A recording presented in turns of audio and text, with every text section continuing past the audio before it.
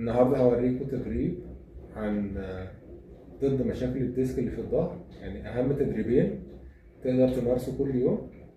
كل تدريب تعمله لمدة دقيقة لدقيقتين 3 مرات، وما بينهم تعمل 30 ثانية راحة.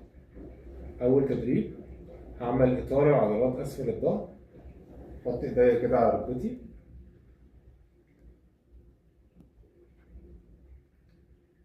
وأسحب ركبتي هنا على قد ما أقدر لمدة 30 ثانية، وأتنفس بعمق.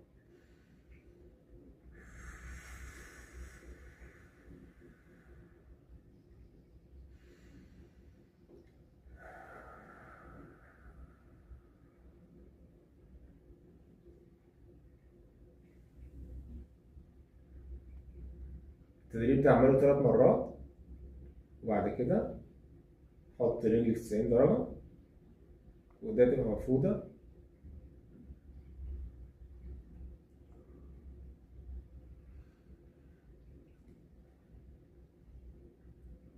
أطلع لمدة 3 ثواني وأرجع تاني.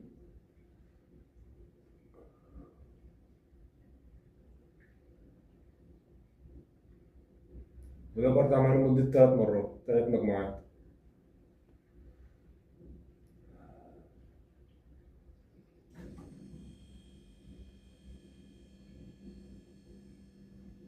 بعد كده بعد ما ارتحت أشوفكم المرة الجاية، وألف سلام عليكم.